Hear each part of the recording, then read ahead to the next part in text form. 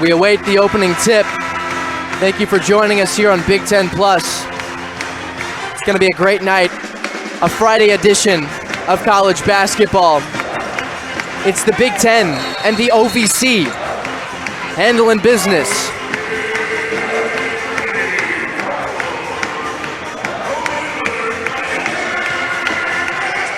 And no surprise there, an opening tip win for Zach Edey. And we're underway as Braden Smith brings it to Purdue's side of the court. Well, slightly more even matchup in height as opposed to what we saw on Monday. Smith has his shot blocked away, recovered by Khalil Thomas. And the Golden Eagles will have their first possession of the evening.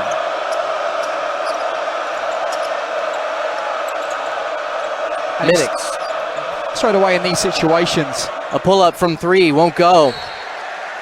And a foul here on the first shot from Morehead State. Braden Smith hits the floor. It's critical when Morehead's on the offense that they just take their time, go into the midcourt, hold up, and just assess. Because the longer you're on offense, the least time that the Boilermakers are. And so controlling the tempo of this game is critical. The longer a game goes on and the score's close as an underdog, the more momentum starts moving in your direction. Fletcher Lawyer. Pass into Easy, his first touch of the night. He comes around the back, and Khalil Thomas tries to pick his pocket, but he's called for the foul. Straight away there, you saw Ayemi getting in there. It's going to be a great matchup. Be curious to see how that works out, but I like the physicality Ayemi's coming out with, and he's going to have to do it because it really needs to be just his show. He can't start calling in for crazy numbers on backup because it just lets the perimeter be so open. Smith with a long jumper, and it's good for the first points of the night. It's like we saw against Sanford, there was 4 stretches where the Boilermakers, had 10-point runs. Morehead needs to understand that this game will get out of hand at some periods. How they handle them and are just able to hang in is critical. Thelwell with a pass inside to Minix. He dribbles too far. That one put up, won't go. Rebounded by the Boilers. Pass to Jones, driving inside. He puts it off the glass and in. And straight away, you see the speed, you see his ability to charge down the court. I think a lot of teams go, well, maybe we'll play a 2-3 zone. The problem is against this Boilermaker team, you've got Edey who can high post, and then you've just got Jones who can charge in and completely blow it up. Thomas operating outside the key. He'll pull up from deep. And he'll miss again. Morehead State 0 for 2 from outside the arc to start. Boilers lead at 4-0. Trey Kaufman-Wren setting a screen, and we get a whistle.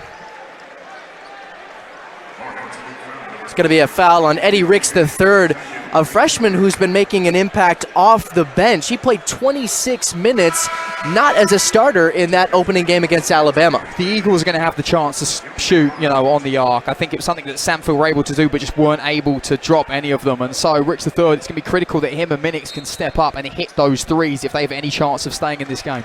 Lawyer with a pass inside to Edey. He'll flip his hip, back down his defender, and get his first shot and points of the night. Boy, he is so good at backing down that opponent inside the paint.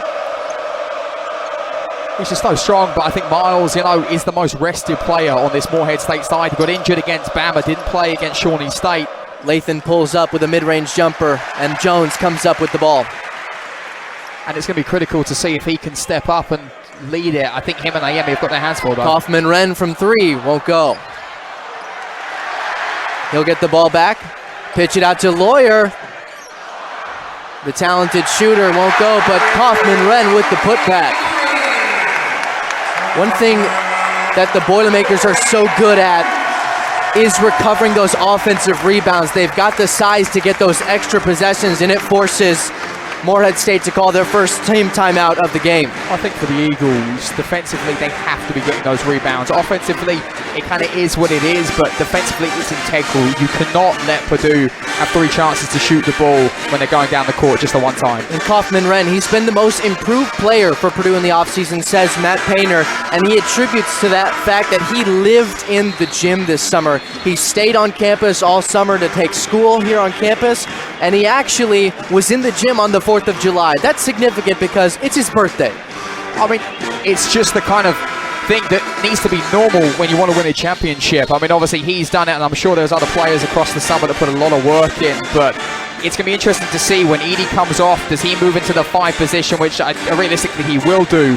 It allows Edey to have breaks and it not be such a big deal when he comes off the court.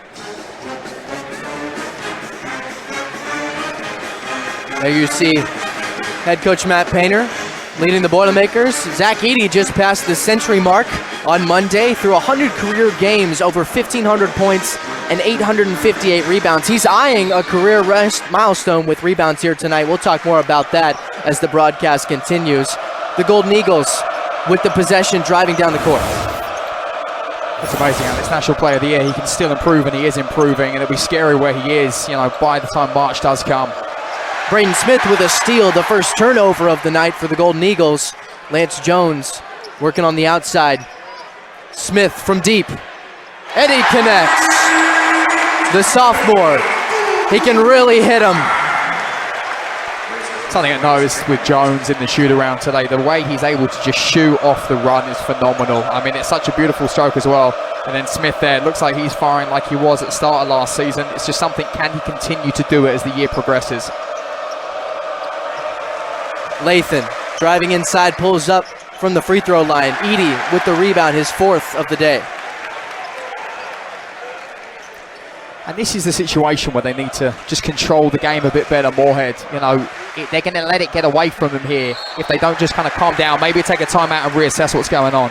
That hand inside, Deontay Miles going to get called for the foul on Zach Edey as he goes for the easy skyhook. Miles, a transfer from Xavier, spent time with the Musketeers when they went to the Sweet 16 in last year's NCAA tournament. Played only 37 games in his time in Cincinnati, shooting 53 from the field. Yeah, Mr. Kentucky finalist. I mean, there's so many players on this Morehead team that I think we spoke about, maybe journeymen, but guys that have played at such high levels in their career. And so at no point should you write off this team. It's just whether they can all mesh together in this huge moment here at Mackey and not let the moment get to them. Purdue, #1 in the nation in foul and free throw disparity in the 2023 season, and Zach Edey sinks his first 2.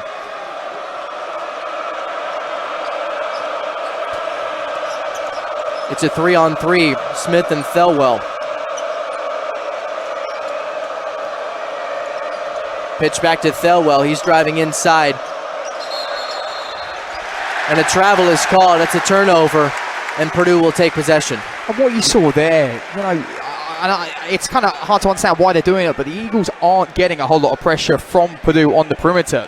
The threes are open. It's just going to be someone has to step up and say, right, I'm going to hit it. Realistically, it's either going to, it's going to be minutes, you'd assume. Smith from the elbow, and he sinks it. 7 points early for the sophomore. 3 for 3 from the field. And he's doing a heck of a job on Thelwell. Might be Purdue heard what I said. They're bringing up the pressure more on the arc. Driving inside is Khalil Thomas. He'll pitch out. It's Lathan who sinks a 3. The first of the night for the Golden Eagles. Funny enough, that was probably the hardest look they've had at 3 the whole game, but luckily it does fall there. Kaufman-Wren outside the arc. Edey looking to pass. Shot clock under 10. Smith to Jones. Off the rim. Bit of defense there from Morehead. Make them take that 3, pack the paint, and just see what they do. It's all about, like I mentioned about Edey, you need to force them to make a play. Don't just let them. Edey Ricks III, the freshman, driving in for the bucket. And even in those 2 trips down the field, you've suddenly seen them be a little more collected, a bit more patient and calm. And if they're able to do that, then this game becomes a lot more sort of 50-50 in the early stages. Lawyer to Edey. Won't go. Quick pass from the corner. An air ball from Edey Ricks III. And the crowd's going to let him hear it. Yeah, maybe to encourage him not to do that again. It's just tough because that fall, suddenly momentum really is going in their way. Edey into Kaufman-Wren. And he just shows you why he is so good working inside on that defender for the easy points off the glass. I think straight away there you can see the improvement, right? What he's done, what he's worked on, and it's just so critical for him to get in there and cause chaos. If this Boilermaker team can just shoot willy-nilly on the outside, it's going to be a great season. The possession arrow belongs to Purdue. Back inside Mackey Arena, the Boilermakers. Strong start here with a 17-5 lead over the Morehead State Golden Eagles, shooting 64% from the field to start us off. And Braden Smith having a nice little start, 3 for 3 from the field with 7 points. Yeah, the Boilermakers, especially Smith, looking good on the outside. I think Morehead right now just need to understand it's just a stop and suddenly hitting a 3 and it's a 9-point game, which is kind of where they want to keep it before halftime. Lawyer looking to pass into Edey. He puts it over the glass, and Gillis, the first sub of the day for the Boilermakers, can't get the rebound. And the Boilermakers will make mistakes. You know, it's not a perfect team. It's early in the season. But capitalizing on those is what the Eagles have to do in order to stay in this game, which I think so far they are doing a decent job. That ball is errant, but it was touched, so it's going to stay with the Golden Eagles as Purdue got a hand on it. They have improved vastly on the defensive end. Number 9 in the nation in defensive efficiency, and they're really making an emphasis being aggressive on that defensive end.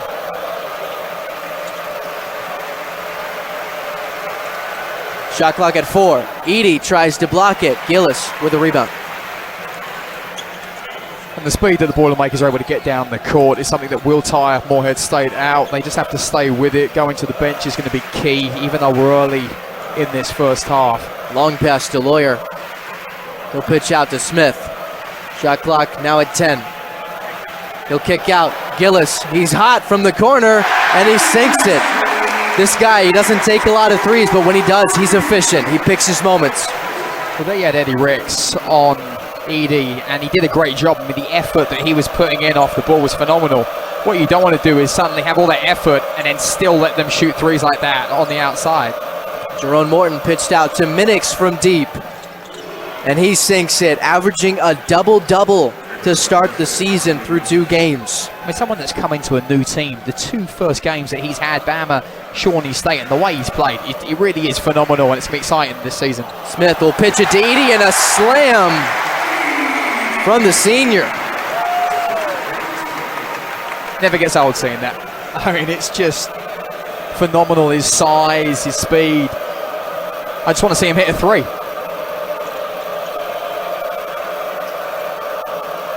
Ricks over to Minix.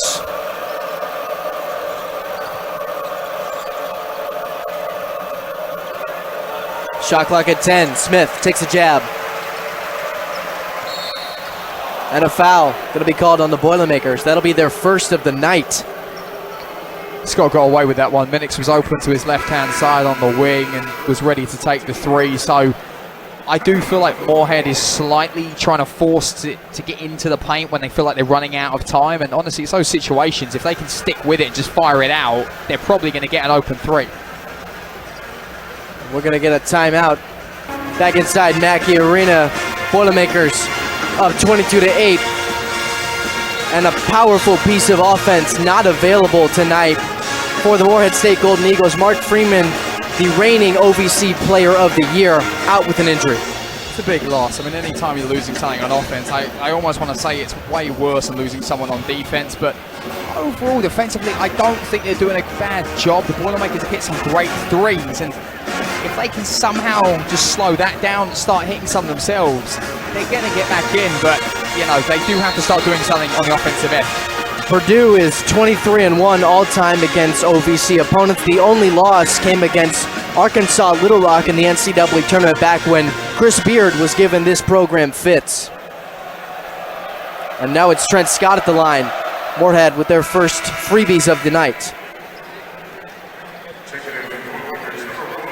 Well, every shot Trent makes here is making up for his mistake of not passing it out to Minix with a 3.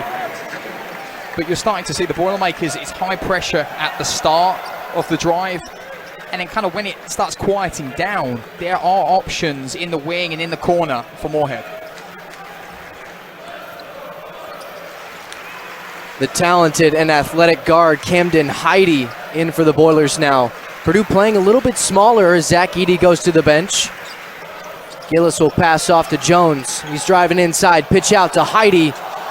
He'll take a dribble and drive, but can't connect on the flush. You know, Painter might not have liked that, but I like that a lot, and I can see Painter does have a slight smile on his face, so even though it didn't work out. I do like the fact that a young player is taking that on himself to just drive the line. Why not? You're completely open, just unfortunate it didn't get down there. Took a red shirt last year, making his first appearances this season. In his debut, he went 5 for 9 from the field, 3 for 4 from outside the arc for 13 points. And as you see Colvin come in as well, you got first out there as well. I think it's interesting to see that Painter going down that rotation early. He's still working, deciding what that 9-man rotation is going to be, and he needs to do it soon because next week's going to get big. He played 17 in that first game. All the scholarship guys got minutes against Samford. Eddie Ricks dribbling inside, nearly loses it. Drew Thelwell in between two, and Minix from behind the board gets 2.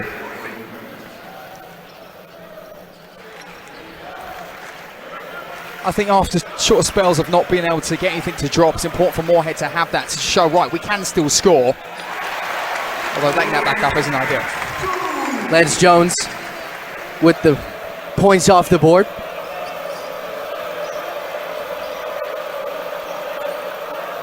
And Carver defensively, I thought last game he did a great job.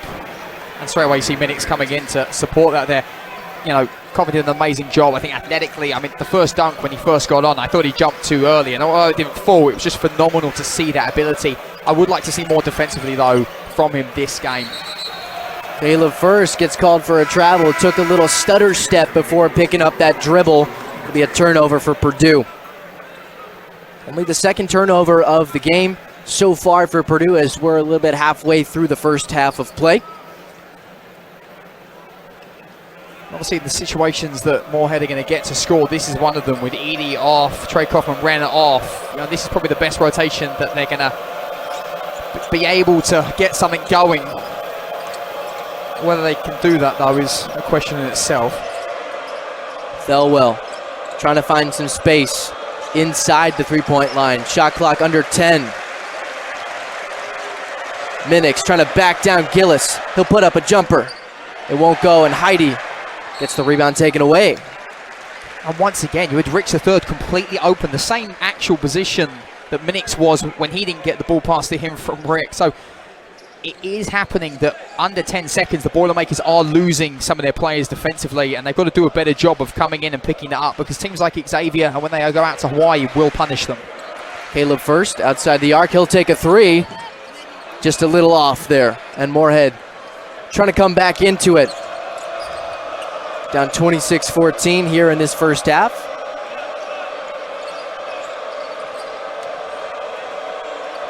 Deontay Miles looking to pass, hands it off to Morton. Minix from deep, and he sinks it. A beautiful stroke from the transfer from junior college. And he's starting to heat up. You can see it. You can see the potential this kid has and just his ability. And so if he can keep hitting those threes, demoralize the Boilermakers. Especially impressive given they had such a high press on the perimeter there. Jones with a 3 of his own. Can't return the favor as the Golden Eagles with a chance to go on a scoring run. Colvin nearly swipes that one, and they're going to say it was touched. So Purdue gets the ball. Very close to having Colvin landing on my lap then, which wouldn't have been ideal. Zach Edey's going to sub back in as Caleb First will head to the bench. And look, although the score doesn't show it, and I think it's important for fans to understand that in certain times during this game, you need to forget about the score and just see what the Boilermakers are doing. Suddenly, you know, Purdue was put under pressure and Edey's had to come back in, and it's a slightly worrying sign that that happens without him. Edey puts it up and draws the foul. He'll shoot free throws. And then just like that, he's coming in and saving them. So it's important for Jones in those periods when Edey's not on the court to help lead those younger players. because you've still got, I mean, especially right now, a lot of youth and guys that will be in the rotation. Even though this is still classified as a tune-up game, and I'm not taking anything away from Morehead State, Colvin will see some time, hopefully, this season, and just getting ready now is important. Edey at the line. He gets fouled so often with his size. He spends a lot of time at the free throw line, and he shot around 70% last year, 6 for 10 in that first game against Samford. You don't try to miss him, but he certainly wouldn't want to with the amount of time he spends at the line. I think the man-on-man that Morehead are doing here is working. Kick out. Minix will take a shot off the iron, and a rebound for Edey. Foul going to be called, it looks like, on Miles Colvin. Excuse me. It's going to be on Cam Edey, and with that brings us to a break. Back in a moment here on Big Ten Plus. Purdue up 29-17. It's the number 3 team in the nation taking on an OVC opponent here in Mackey Arena. 29-17 is the score. Zach Edey leading the charge here for Purdue as he's their leading scorer with 9 points. Morehead, when they're on the offense, are getting around the corner well, and I think they're getting surprised about how well they do get around the corner, because they kind of get around, and then the offensive player looks around like, oh, hang on, I'm open, what do I do? They just need to fire that ball back out behind the line, see if they can drop a few threes. They're in this game. Jerome Morton can't connect from deep. And the possession arrow will stay with Morehead State, as they're going to say Camden Edey was the last to touch it. Yeah, good hustle there by Thomas in the corner. I think also Morehead, they're handling that high press well from the Boilermakers. I think if they can just fake that they're going to take it inside the paint, fire it out, there's going to be 3 O's open.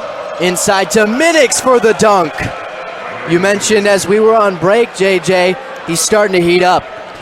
He definitely is, and it means so much to the rest of the team when you see someone like that stepping up in this kind of an arena as well. I mean, it really is like a coliseum in here, and someone putting on a show like that, it just fires everybody else up around him. Dump pass to Smith. Back inside to Edey, getting his jersey pulled, and that's going to be a foul.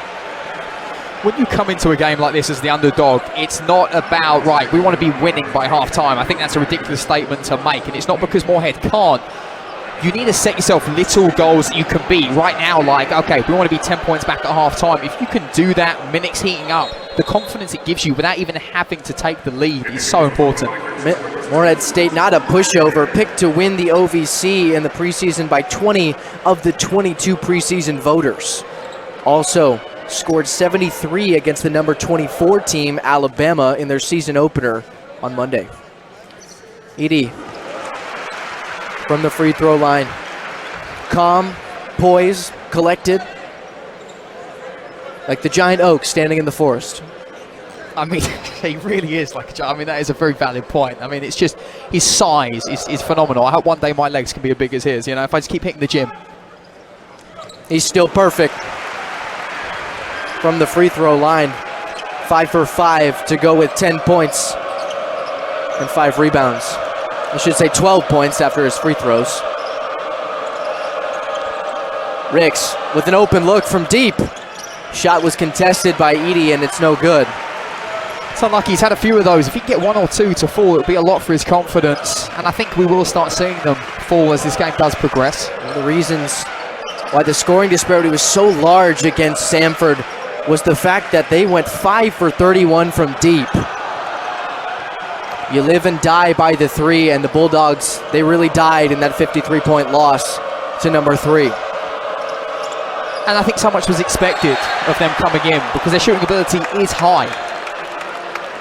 But also, I think when you look at Samford, it was interesting that a lot of those threes they took, I think they were 1 of 16 in the first half. I'd say about 10 or 11 of them were completely uncontested, and they just missed them. And I was then thinking, all right, if you're playing at Michigan, if you're playing Xavier like next week, at Tennessee, or whatever it is, someone that really doesn't miss, what would the score be? And when you look at it, they only would have been about 4 points behind if they'd made a few more of those threes. At half-time, that is. Shot 37.5 against Shawnee State, 46% from outside the arc in that second half when they really exploded. Minix working inside, pushes off Edey for a mid-range jumper that's good. I mean, he's just such a stud. And, you know, when you look who's guarding him as well. He's now kind of done it against pretty much his whole rotation for the Boilermakers. Lawyer working inside, and he draws the foul. He hit the floor hard, and I think that one's going to go on number 23, Deontay Miles. That's going to be his second, but the 9th team foul for Morehead State. And Lawyer will head to the line. And what's worse about that is the fact that Miles is out there to guard Edey, right? If you're going to give up a foul against Edey, okay, it is what it is. But if you're giving a foul against Lawyer there, it's such a wasted foul. Lawyer started all 35 games for Purdue in his freshman season, finished second in scoring, averaging 11 per game. Had 12 in that game against Samford with 4 threes. I think, like you said, as in the open, there was so much pressure on them. I understand that Indiana high school basketball, I'm going to go ahead and say that it is unmatched. But still, coming to a place like Mackey, moving to college, it's such a big deal. And no wonder they did hit a wall. And so I'm so excited to see later in the season what happens with them. Another year, another opportunity for these young players. Mid-range jumper again from Minix. This time it won't fall as it hits the back of the iron. Confusion just at the top of the key there, or who actually was supposed to guard Minix. Jones, but that ball is kicked. Ball will stay with Purdue. I mean, Iemi's obviously on the bench right now, but Miles is doing the same thing. I don't understand their practice, but they seem to be getting behind Edey as if they're going to try and give him a hug, and they keep grappling and letting him go. And there's been times I'm surprised that a foul's not being called, but I think there has been an emphasis in the offseason to try and let it be a bit more physical inside the paint. Trent Scott subs in for the Golden Eagles, the first player from his high school to sign with the D1 men's basketball team. Edey he does not get fouled as that one is punched out, and a turnover forced by Morehead State. Open look from 3. Won't go. In those situations, right, you don't want to start forcing them. When you have a great look like that, you're able to get away with a foul. Kaufman-Wren from 3. Won't go. Smith with the offensive board. This time he'll take it from the corner, and it'll move back to the other side of the court with Morehead State. So at least at that point, the Eagles able to get the defensive rebound, and that's going to be critical, as we mentioned. But just patience here is what's going to be key. Pitch to the corner. That ball had a lousy arc coming down, and it won't fall. Close call there. I actually did think that maybe it was going to be Morehead ball, but the official was right there as it came out. Take another look at that play. Edey got a hand on it. He comes down, the hands to the back, but he pushes it out of play.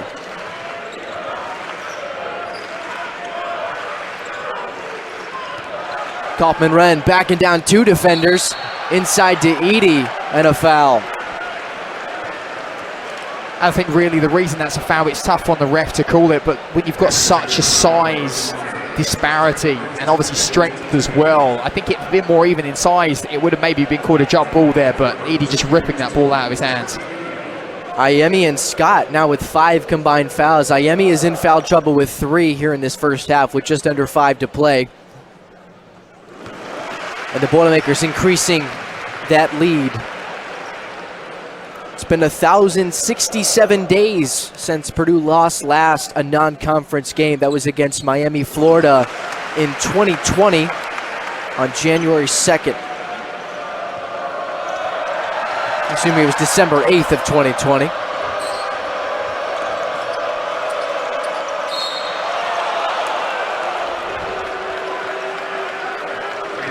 And a foul going to be called on Lance Jones as he got a little handsy with that one. His first, just the 3rd team foul for Purdue as they're in the double bonus.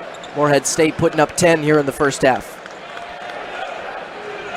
I mean, when you talk about the fact, you know, obviously unbeaten in non-conference play in such a long time, and you look at those banners, this Purdue team, I really do believe will be better. It's just, can they be sustained better over a long period? And obviously that's the question all the fans are asking themselves. Thelwell slithering his way inside for the bucket.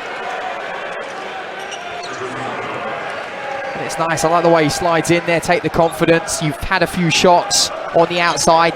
Go back to going inside. Pull-up jumper for Smith, won't go. Rebounded by Kaufman-Wren. The offensive boards for Purdue have been substantial as he puts it off the glass and does it himself. and gives the little man sign. And I just think that those are points that could have been stopped, right? Coffin Red didn't do anything special there. It was just defenders not turning their head. As soon as that shot comes in, you need to be turning your head inside, figuring out what's going on, and getting ready for the rebound. A foul going to be called on Trey Kaufman-Wren, and the home crowd not happy with it. That sends us to a break. Boilermakers still up with the crowd in disparity against the referees. Back in a moment on Big Ten Plus. Jay Palmer, Alex Brophy, thank you for joining us here tonight. Taking a look at Zach Edey's impact in this game so far, JJ. 5 rebounds, not a ton of what we used to, but it is substantial as he now moves to 6 all-time on the career rebounds list, passing Robbie Hummer and Brad Miller. Who was here on Monday, so we could have ran past him and give Robbie a high five if it happened on Monday, but you know, just a phenomenal player. You're going to continue to see him grow. You're going to continue this year to see him climb up the charts. And look, I think the biggest thing that Edey being here brings is how he can teach younger players. I think the effect he's going to have on Kaufman-Wren is critical. I think obviously Travion Williams, so he was obviously under for 2 years, had such a key part to do with his growth and development, and you're going to see that when Edey leaves. Hopefully Will Berg obviously, you know, is on the receiving end of that as well. My partner referring to the Swede, the other big man, the 7-footer here on this Purdue roster.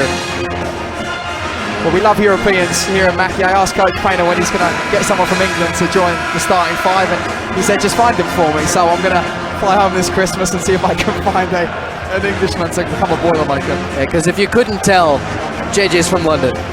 I know, they have bets in here to see if I'm Australian, and yeah, no, still from England, but after 10 years in the States, it's all become a bit weird. Another thing to look at here in this game so far, we talked about the offensive rebounds for Purdue, but also they're a perfect 11-11 from the free throw line. Taking advantage of those freebie plays like that is going to be huge in building momentum, building leads throughout the season as they did last year. You've seen it kill so many teams that go to the charity line and don't make it, right? And so if you're getting given 3 points and you're not taking them, you're never going to win anything. And so the Boilermakers, such an integral part of, well, an offense that is already so deep.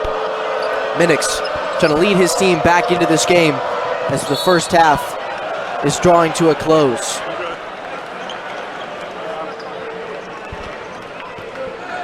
That'll be a foul called on Fletcher Lawyer, his first, team 5th. Now the Boilermakers starting to rack them up as they've had 2 in the last few possessions here in terms of fouls. Long pass outside the arc. Thelwell. Ricks gets his own putback. I mean, that is just phenomenal. The confidence to go up against Edey. Amazing job getting the offensive rebound there. I mean, I thought it was a bad move on his part to take it to Edey, but phenomenal effort there. Ricks averaging 24 points per game in high school, sitting at 6'7". Kaufman-Wren backing down his opponent, but a whistle before he takes the shot. There'll be a foul on Edey Ricks, the freshman. That's his first. He's got a tough task guarding Trey Kaufman-Wren, a stretch 4 who played some time at the 5 last year. We talked with Matt Painter earlier today. Trey Kaufman-Wren kind of got the brunt of Edey's minutes when he needed to hit the bench playing at the 5, but his athleticism and his ability to score the basketball really makes him an asset at that stretch 4 position. I think there's 3 key areas that the Boilermakers need to have if they're going to go to the Final Four, which is obviously, you know, expected, if not win, the tournament. And I think, first of all, it's Smith and Lloyd going the distance, but Kaufman-Wren and Jones leading when Edey's not there is so I just can't speak enough on it. And so far, they're doing a great job of that. Mason Gillis will sub in for Purdue. A player who had consistent starts last year, playing off the bench this year. Matt Painter says Gillis and Morton's roles have not gotten smaller, their minutes have just gotten smaller. They still can make an impact for this team as they are long-term veterans here. And when your minutes go down, you need to understand you still have a huge part to play. Smith to Edey, lobbing it up. He'll fight for that ball and score. And I've heard Painter talk about it so many times. It's the fact that those guys, like you said, Gillis being one of them, less time. But if he isn't there, if he isn't in training, if he isn't coming in for those 5, 10, 15 minutes, whatever it is, this team doesn't win anything. And so the selflessness from them is another key aspect. Pitch out to Minix, to the top of the key. Shot from deep, off the iron, and Edey with the rebound, his 6th of the day. You know, it seemed like for a second there that Ricks III was maybe going to try and get Edey again, but Edey had his number that time. A foul on number 15, Khalil Thomas. His first. Minix, the only player in double figures for the Golden Eagles of Morehead State, as Braden Smith heads to the free throw line. You got to get this offense going. They got to get humming if they want to stay in this game with Purdue. Because defensively, I think they're doing a good job of understanding the fact that, right, you're never going to stop Edey, okay? The job for Ayemi and the job for Miles when he's on is the fact that you just need to make him make plays, just stop him from doing certain things. But what you don't want is the Boilermakers hitting the 3, and I think they've done a reasonably good job of that. Trent Scott. Pitch out to Thomas. Won't go. And those ones you got to hit, right? They're open. They're getting a few open looks. For some reason, it keeps to being that same position. Braden Smith with a look himself off the back iron. Rebound by Ricks. That's his 4th. Making an impact on the defensive glass as well. Stelwell looking to set up this offense. Yeah, Boilermakers shooting from the field, gone down 8%, and you can kind of feel that it was going cold without even looking at the numbers. Minix will hesitate. Pitch to the corner. Ricks from 3. Off the rim. Minix gonna dribble inside again. Off the board. A mid-range jumper that connects. I mean, the kid can play, man. The kid can play. And so, really, all they got to do is just keep setting him up. But it is weird. I don't know if the viewers can see it on their camera, but the left-hand side, the kind of wing position, is always open for the 3. And Gillis is slow to get up after he hits the floor. 15 on the shot clock. That went off the arms of Edey. A bad pass from Braden Smith. The rare hiccup coming from this Purdue offense. Well, it's cooled down, and defensively they do look a little bit scattered. Painter wanting to get more set, even though they beat Sanford by 53 points. There was a lot of things that defensively he wanted to change. Being set and just blocking out a bit more inside the paint was one of them. Obviously, Edey's able to do that, but he does need to get a little bit more support, I feel. Ricks. About 30 seconds to play here in this first half. Morehead State trying to find something, a spark, heading into the locker room. Once again, left-hand side, it's open. Lance Jones fighting hard to come up with it. Minix gets the ball. Shot clock at 4. They got to put something up. He'll put it up off the glass. And that shot is waved off as Ricks had the rebound. But they call shot clock violation with 10 left to play in this first half. Purdue will have another chance to extend their lead. And right there, that's the chip on the shoulder I was talking about with Jones. The rest of the team needs it. And the only thing I'll say about last season and closing on it is the fact that a lot of people said the Boilermakers needed to forget about it. No, I think every time they come to practice, every time they play, they need to be thinking about what happened at the end of the season. They need to use that as their fire, and I hope that chip on Jones' shoulder is shared with the rest of them. Jones not afraid to get dirty. The transfer was brought in specifically for his toughness, his tenacity, and his energy. Braden Smith with 8 will pitch out to Gillis. Edey loses the ball inside, and now Morehead State with a chance to score. They'll heave it from deep, and it's off the back iron. So that brings us to the end of the first half. Purdue up 42-29. But the disparity at the free throw line, one of the big impacts here today. Purdue 4 free for 15, just 2 chances for Morehead State. And how about it? 13 for 25 from the field, 52% for Purdue. Well, it was a beautiful switch play there by the Boilermakers. Smith was able to go right up the middle of the court. I don't know why he didn't just stop and take the shot from the edge. And it's one of those concerning signs where he's missed a few, and it's something like when he does miss 2 or 3, he doesn't want to take that 4th one, and this is when he has to break through that wall. It's a 13-point lead for Purdue, but they are on a 2-minute scoring drought to end that half. Not the way you want to hit into the locker room, but nevertheless, they've got that lead. We'll be back in a moment as we head to the half here on Big Ten Plus. I guess we're about to find out in the second half. Is this the championship team? Can they just step on the neck of Morehead State and end this game soon? One thing that we talked about in the break was the lack of bench points from both these teams. Just a total of 11 for both teams combined. Really would like to see some of those players that are not starters get some minutes. And straight away we see Minix taking another shot. He's heating up, Alex. We'll see if he can continue to do so. Misses that shot, but he's 2 for 4 from outside the arc. And Smith fires it out to Lawyer looking for Edey. Miles is there. And Edey just stumbling back a little bit. Good pressure from Morehead. But boom, shot coming in from Lawyer. And although that doesn't fall, it shows the issue when you double team Edey, that weak side's always open. It was another open look that they just couldn't hit. Big shot there coming in from Thomas. And if Morehead can continue to get these open threes, it seems to always be on the left-hand side of the court that they have them. Just keep going there, keep shooting. Edey holding it, just looking for a bit of support, buying his time. Miles happy to sit off of him. Now we have Lawyer taking the shot. That one doesn't fall. And that's a big play there, coming in from Lathan. Morehead up, Minix from around the back.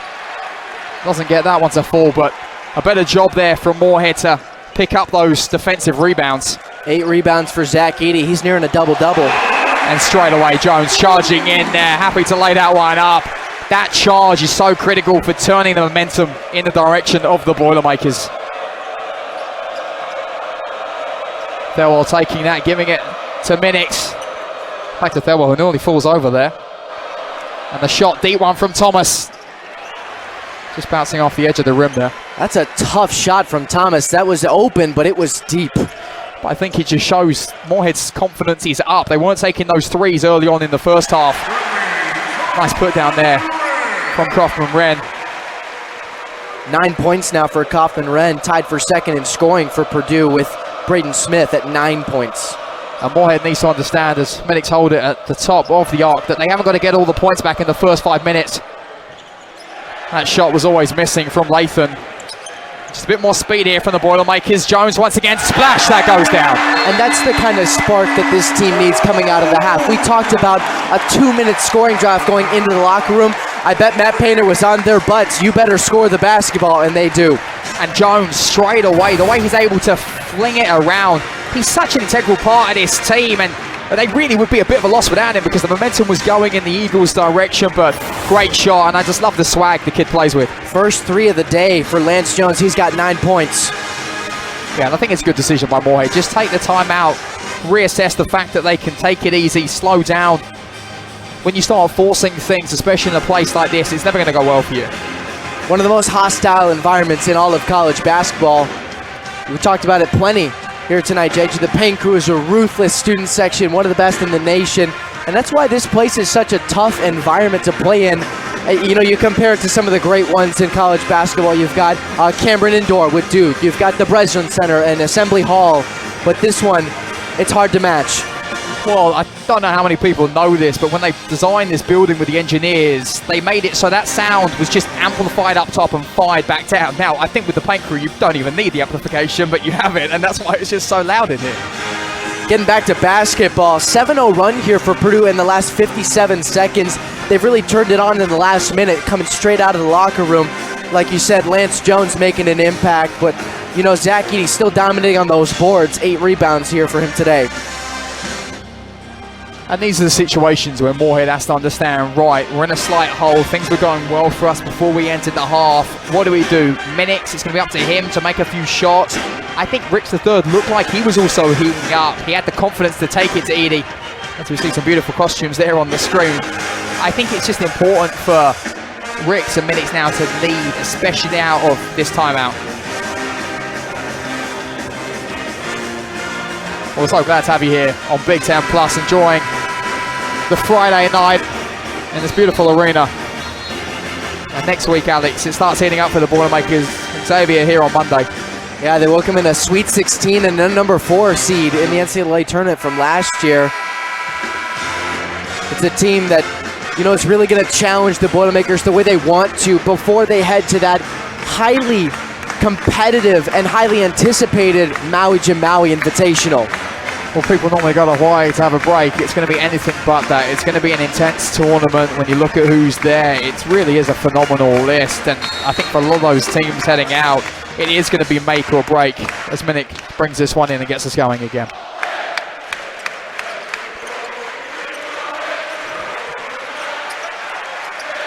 Farewell to Miles. His Gives it to Latham, but under good pressure there.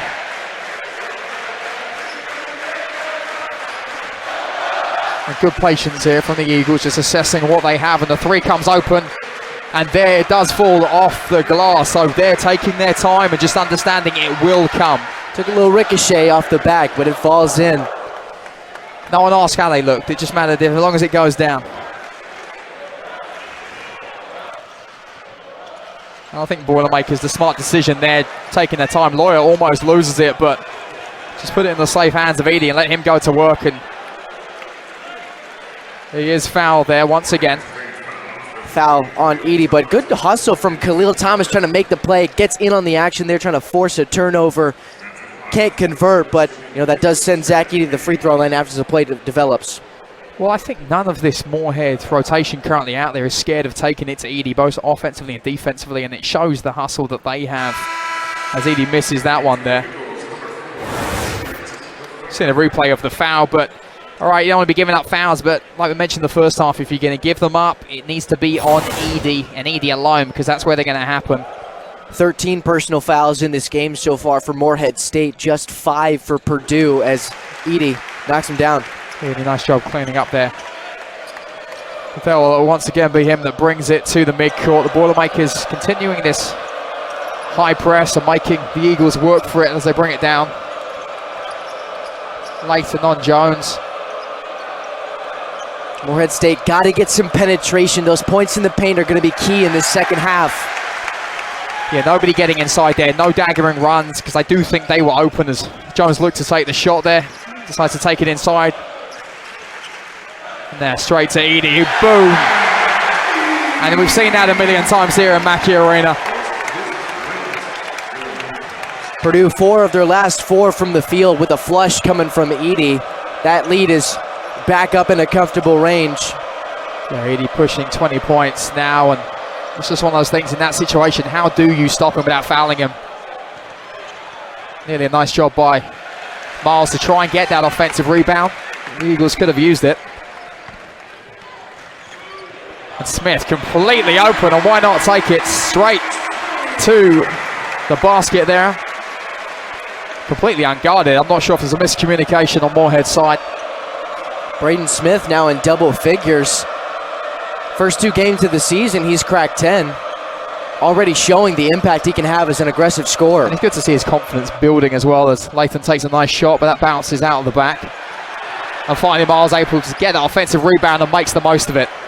This crowd is shocked. They just saw Zach Edey lose a rebound, an offensive board for Morehead State, and a nice bucket. This team is not going away by any means.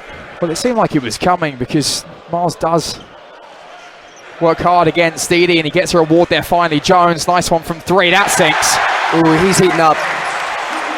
He's heating up, and you can feel it. I mean, even just the aura without him taking the shot, you can see the confidence that he goes up and down the court with. This game now moves to 20-point margin. Miles and Minnick's working back to Thelwell. Thelwell just goes up the middle. But they are going to call the foul there. It's going to go against Smith. That'll be his first of the game.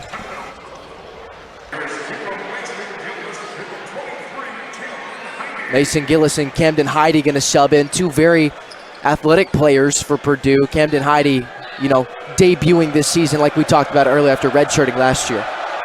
And we haven't seen Heide really spend time with Edey on the court this game, so interesting to see how that dynamic works as Smith brings us into Morehead territory. Well, Heide can stretch the floor. He is a problem for opposing defenses. Great movement in the paint there by the Boilermakers. Edey just deciding what he wants to do. And they are going to call the foul there. I believe it wasn't actually off Ayemi. It will be on Ayemi. Yeah, from Warner's reaction, it looked like it was off of him, but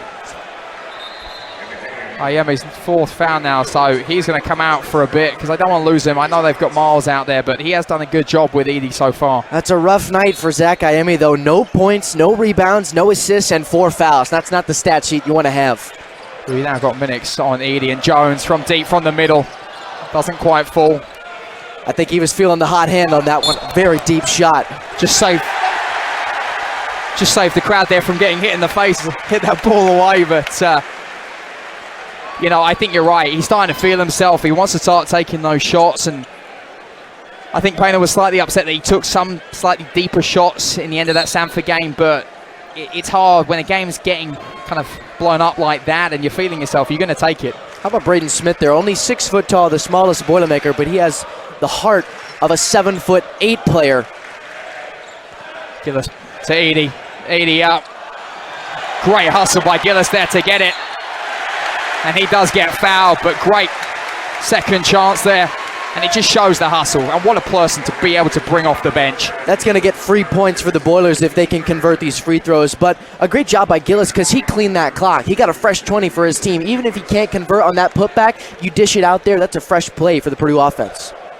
As he steps up here, I mean, it's just one of those things. If Morehead are going to get back in this game, you have to get those defensive rebounds. As the first one falls for Mason. Just great hustle. Straight through there. Morehead players caught looking, and he's straight in physically, so dominant. He's not going to lead your team in scoring very often, but he is a glue guy. John Rothstein gave him a lot of accreditation last year as a part of his glue guy team. He's integral because he hustles for rebounds. He tries to score the basketball efficiently, and he's just an all-around team player, the exact model of what Purdue basketball is. As the foul's called there, I think it's one of those things where when you saw Gillis sink that many threes and set the Mackey record, you thought, oh man, what's he going to be able to do as it goes on? And I think that game afterwards, he just wasn't able to quite get it going. And so look, the 3 points there, if he can start shooting it, the minutes are just going to keep going up. But for now, those rebounds are where he's going to make his money. It's hard to top 9 threes in a single game. Great steal there by Jones, and Smith brings it down.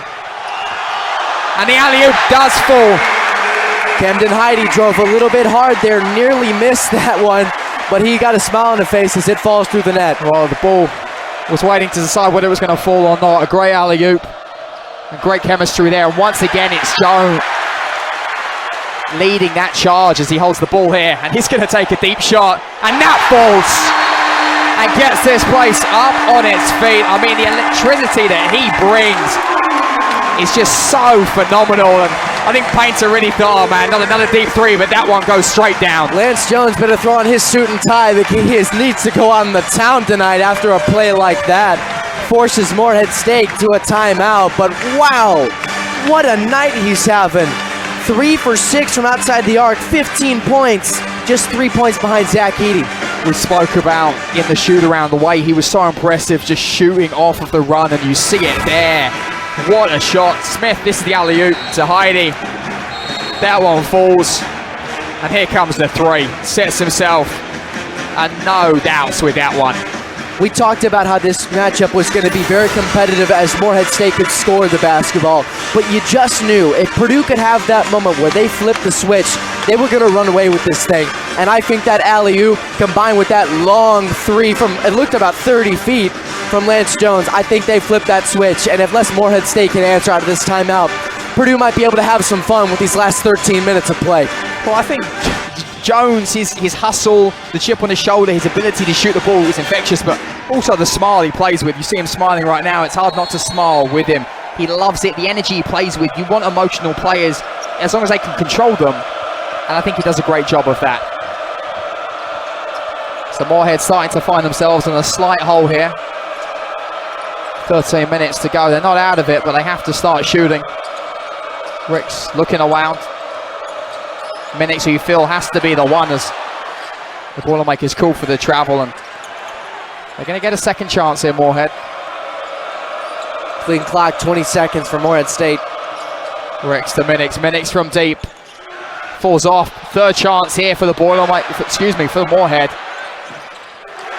You gotta connect. If you're gonna get 3 chances for a free play from Purdue, you gotta hit one of those threes. That's a tough break for Morehead State. I mean, right there, Alex. You've got 3 plays, and it just goes in line with those defensive rebounds as Jones tries to go around the world, doesn't get it to fall, and Scott here has it open. Heidi chasing, and Heidi denies him there and gets the Boilermaker fans up on their feet again. No foul, a clean block, and you see that athleticism from Heidi. Beautiful pass from Lawyer. And Heidi's fouled, and That's the problem with this Boilermaker team. Anyone that comes here, when they get going, when the crowd gets going, and when Loy has the confidence to throw a pass like that behind his head, what are you going to do defensively? Purdue on a 7-0 run over the last 2 minutes. They're going to see that block again here. A nice chase down, a little contact at the end, but it happens after the block, so no foul. A great call by the officials. Yeah, great defensive work, and now he's going to work on the offensive end. It doesn't fall, but I don't know if Boilermaker fans will be too upset given what he did on the other end. Just the second missed free throw of the night for Purdue. Now Lathan, and we're going to see Miles coming back in off that Morehead bench. See if Heidi can clean up here. Only 4 points for Cam Heidi. You know, he's a player who, as the more time he spends on the court, he's going to have that bigger impact. He just needs to find that spark, and I think that if he spends significant amount of time on the court here to close this game, we might see them hit double digits. You know, it's one of those things, and I really don't envy the job of Coach Matt Painter, because trying to figure out what that rotation is going to be, it is so hard. Let's say Morehead just holding it on the outside. Lathan really pressured again there by Cam Heidi. As the shot clock falls under 10. And they are going to call it a foul. I wonder for a second if Lawyer just slipped there, but it was a foul by Thomas. As we head to a timeout here, and we'll see a replay of that. Yeah, they can see a charge. Takes a while. I mean, obviously got those new charge rules now when it comes to trying to get a defensive one. You have to set yourself on the defense. Have a look at the series history these teams have played in the past, and I think sometimes when you look back at some of those wins for the Boilermakers, they've been close at half-time, and in the second half, they've just blown them away. It's also a significant coaching matchup. Preston Spradlin, the head coach for Morehead State, he was in his interim coaching season the last time these two teams met in 2016. So he has seen Matt Painter's Boilermakers before, but just one time, that lone game, when he wasn't officially the head coach yet. Well, Jones, the fire starter, brings us into this offensive possession for the Boilermakers. Heidi got good pressure on him, and that's going to be a shove off there. More like a handoff from football, but I like the fact he felt like he could take it on his own. Good job absorbing contact by Morehead State. Even if it's just a flop, you get the turnover, and you get another chance at an offensive possession down big here in the second half. Also talking about going into that timeout, the rules have changed as defensive. You have to be set now a lot more to get the charge, and so it was a nice job there. But Morehead, once again, let's see if they can start putting some points in. Lathan puts that one up, and that's a great effort. Taking the contact, still able to put it down. That's probably the toughest shot we've seen Morehead State make all night. What a play coming from Lathan. Really, the only reason this game is 25 points is because Jones did come alive so much there and really just put the dagger in. But, you know, something you're able to exchange Jones for Smith. It's just a never-ending depth for this Boilermaker team. And Braden Smith, just being a sophomore, the fact that he already has a full season of an elite team under his belt. This team only lost 6 games last year on their way to hanging 2 banners up in the rafters there. The amount of experience he has as a sophomore, he's going to grow exponentially. A nice pass to first, who puts that one down with ease, unblocked. Boilermakers really starting to open up this Morehead defense.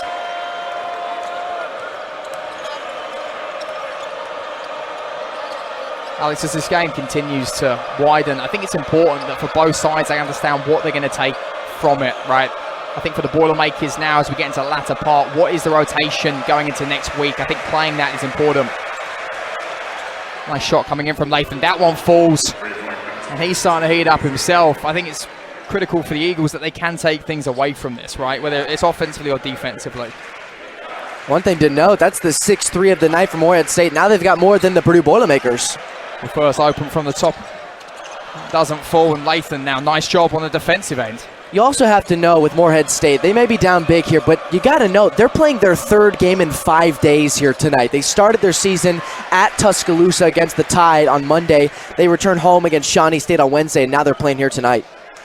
Especially the first week of the season, you want to let your body get into it. They haven't had that chance, and I just never think in that situation it's going to be a good thing. Smith happy to just hold it. And they're playing such big matchups, they have to go on the road They've traveled over 1,300 miles in just 5 days to start the season. You got to think they're a little bit tired. Well, faster break here from the Eagles. They well thought about it. Should have taken it, really, but does finally get it out to Ricks. Able to get it in the corner. Shot comes in from Morden, in and out. That's an open look you got to make. You pound that for your one step. Open look from the corner. That's a tough break for the Golden Eagles. We should mention Ethan Morden on the Boilermaker side. As you see Colvin coming in. Ethan Morden, we were told he had the flu. He did participate in the start of the shoot-around but left, and so I don't see him on the bench, and I believe that he is resting tonight. All right, he missed practice on Thursday, left shoot-around, not playing tonight. Latham pushing his luck, but the Eagles are going to get a second chance. Boilermakers do need to pick up some of these defensive rebounds because they are starting to let a few of them go. Rebound disparity is closed the gap. It's only a 4 rebound margin advantage for Purdue, and they're actually down in the offensive boards 10-5. And that's the problem, right? As that shot doesn't fall either. As you fall on 10 minutes, you need to stay focused because what you're seeing in the next 2 weeks, as Minix isn't able to get it, and I think when you see Minix and Latham both missing, you know the Eagles are starting to fall into slight trouble. Staying focused these last 10 minutes, whether it's just fitness-wise or defending on offense, you have to stick with it. And Mason does there, and makes a beautiful one sink just outside the arc. What a beautiful stroke he has. You know, he had such an efficient shot from outside the arc. He doesn't take those shots all the time, but he is extremely choicey with the way he puts those up. Well, and it's a weird thing because he doesn't get a whole lot of opportunity to shoot the three, Alex, because so often he's getting inside the paint, right? As Latham's able to make that one fall.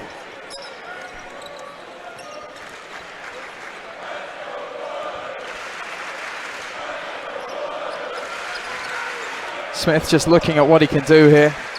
He does take it on his own. Caleb First with a beautiful slam. And he's starting to work. Smith and First really working off of each other well. And honestly, you didn't see too many runs sort of in that latter part of the first half, and you're seeing it more now. And when you are able to spread a defense like this, you've got so many options. As Minix does a beautiful job of finessing that one to fall. He snuck right in there. Way to lay it in without traveling the ball. Paint crew wanted to travel, but they weren't going to get it. A beautiful play from Minix. I wonder how often their reaction does interfere with the ref's decision. I mean, it's so loud in here. It must get in the minds of the refs, Alex. That doesn't fall there. The three ball has not been kind to these teams. Both teams shooting under 30%. Miles Othello fires it out to Latham. Latham just not able to make that one hit, and you do feel that those threes they missed earlier. First was looking for the alley-oop, but got it too late. And the foul called.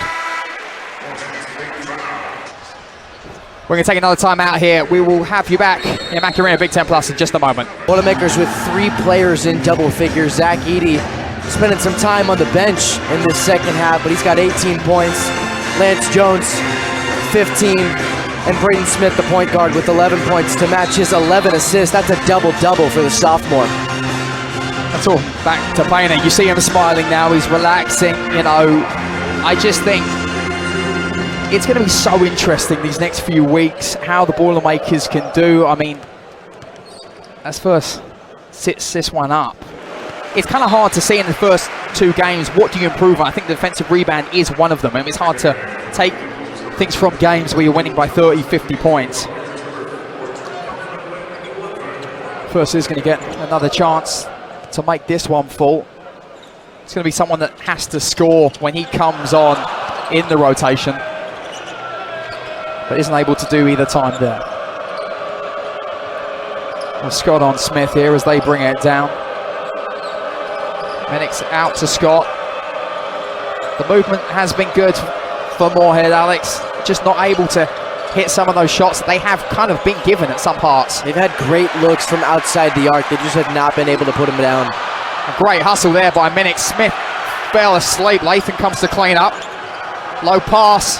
It's Ayemi, and he makes that one fall and finally able to get on the board. I think one thing that Purdue is going to look at a lot in film next week is the amount of extra possessions that they gave up to Morehead State here in this second half. Locking them up, getting that rebound, and flipping the court rather than spending a lot of extra time on the opponent's side of things. Yeah, Matt Painter smiling slightly less after that one, but you know, you have to stay engaged the whole time you're on the court. Colvin sinks that one.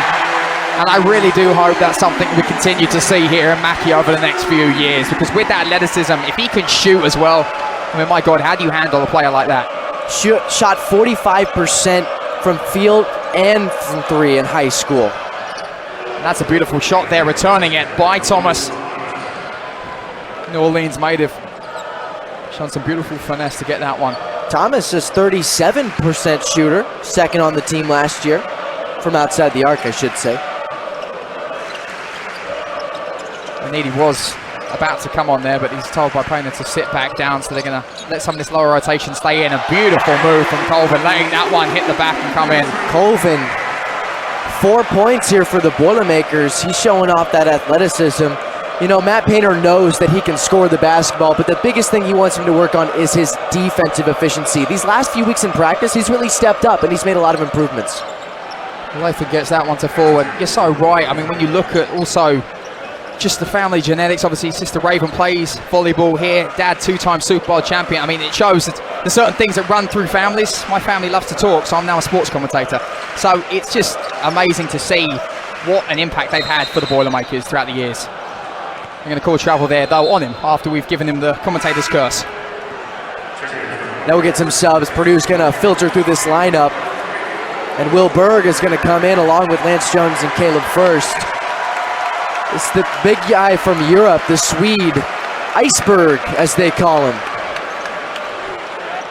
With his bright red hair and his height, it's hard to miss him. We are going to see him so much more throughout the years. This isn't his year with Edey coming back, but if he can just learn from Edey, work with him, what a player he has the potential to become, and I'm excited to see him now as we get under 5 minutes. He's a legit model for what a pro center looks like in the NBA right now. He can make plays outside the post and hit shots from the three-point line. Here's a sight we're going to see a lot as well. Jones coming in, he gets taken down.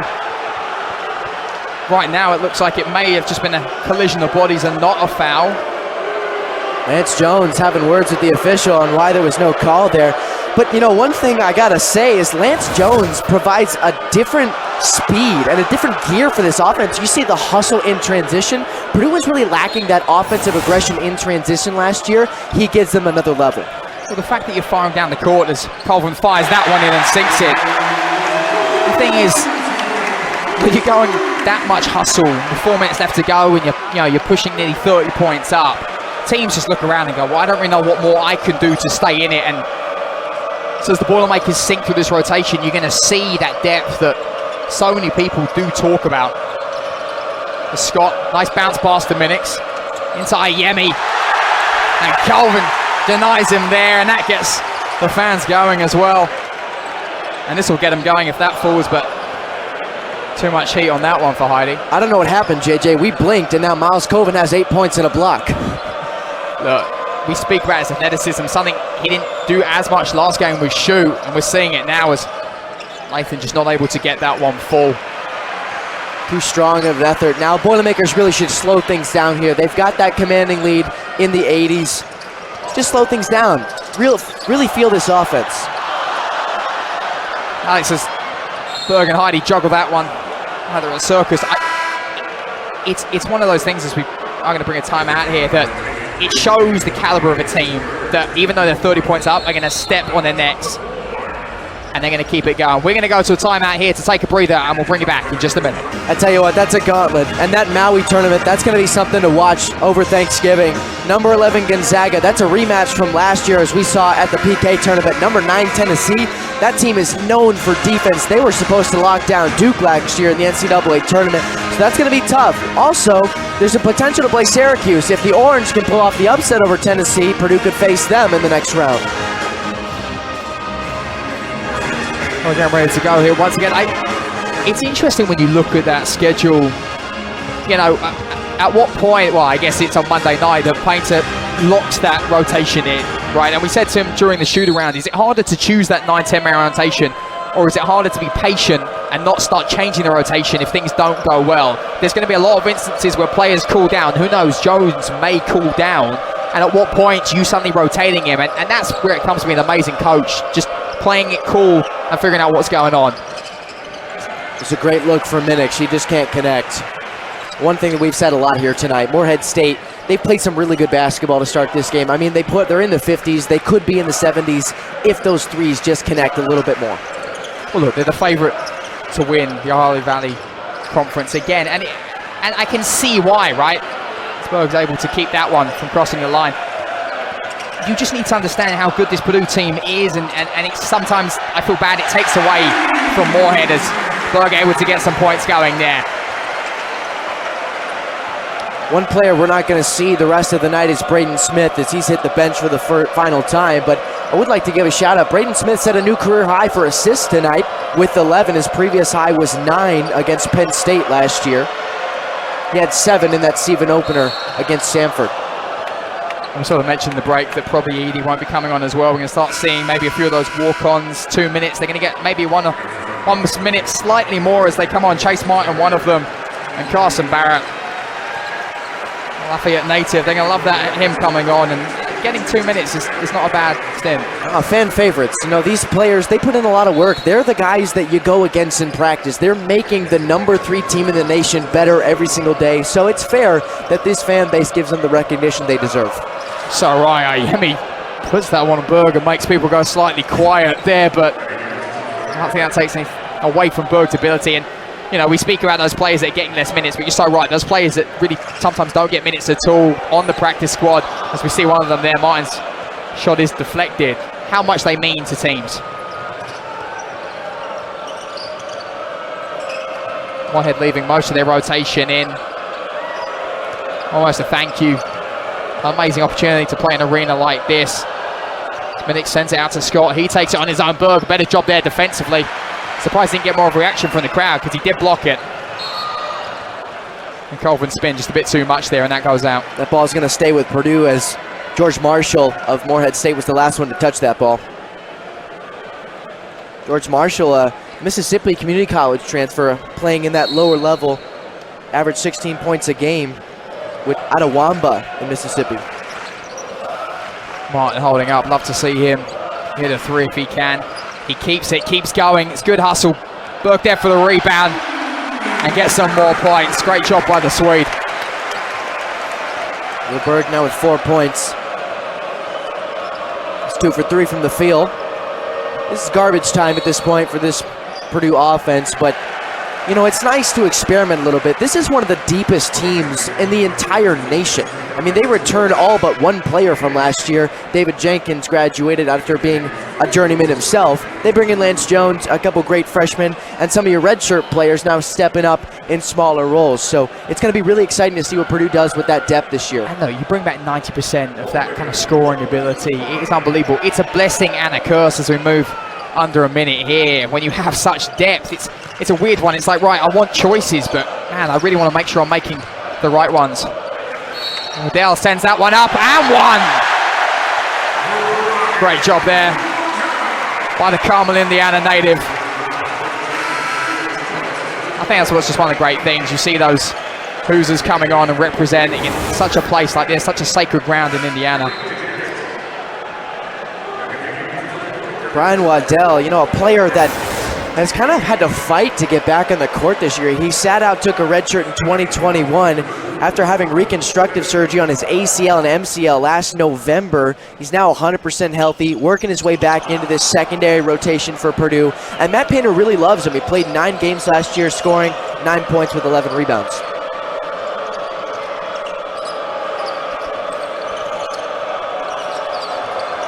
And it will be interesting to see, you know, a lot of these players right now, depending on how this next few games go, aren't going to see a whole lot more time. And this is such a critical moment for Painter to see what they can do, you know, because Morehead, to their credit, they've never given up this game. It's such a tall ask to come in here when you've got someone like Jones coming in and just firing. What can you do? Because they did, I know Edey got over 20 points, close to 20 points, but they did kind of slow him down a bit.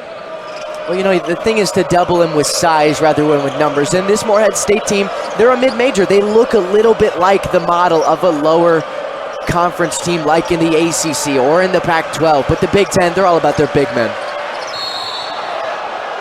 I bet the ACC and SEC fans can love you calling them small. Not small, just athletic. Good save. We're under 20 seconds now. This game starts wrapping up. I think another thing, even though the game turns into that 30-point lead, you only now see fans leaving. These Boilermaker fans so dedicated. They ride with their team no matter what. And it's such a beautiful thing to see and why we love college basketball.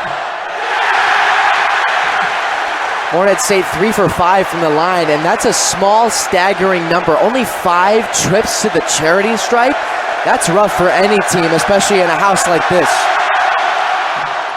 That's probably the loudest it's been all night right now in the final 10 seconds. You know, Ricks, the third, he's had a good game. I think at certain times maybe tried to do too much. But really it came down to, once again, Morehead not hitting those open threes and not realizing, when they look at the tape, they're going to be like, wow, they were open. There's no doubt about whose house it was here tonight. 87-57, another 30-point win for Purdue and the number 3 team in the nation. They're rolling, JJ. Well, they continue to roll. I think they could have kept scoring if they wanted to, and it felt like Payne had took them out. Maybe Samford was enough to show, right, we can do it if we want. Let's get those younger guys in. Waddell there, great to see him get that and one. Seeing those rotation guys in the base and a few of those younger guys, Colvin, who we're going to see make names for themselves in Mackey Arena around the years.